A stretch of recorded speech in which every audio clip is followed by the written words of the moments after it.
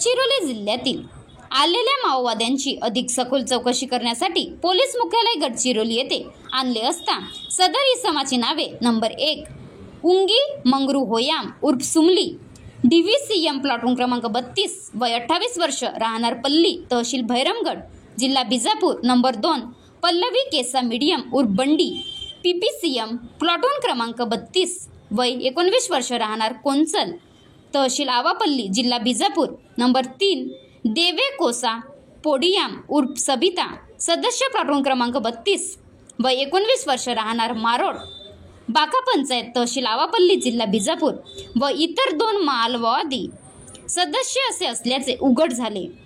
अधिक चौकशी दरम्यान समोर आले आहे की सदर 5ही इसम हे सक्रिय जहाल माओवादी असून घातपात घडवून आणण्याच्या उद्देशाने ते बिनागुंडा जंगल परिसरात दाखल झाले होते.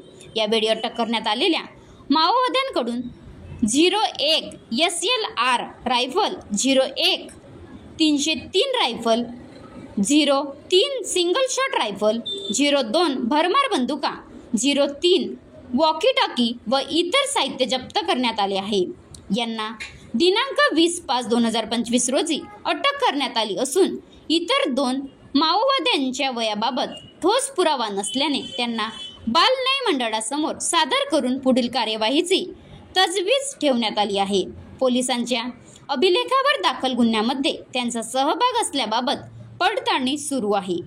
महाराष्ट्र शासनाने माओवाद्यांवर एकूण 36 लाख रुपयांचे बक्षीस जाहीर केले होते.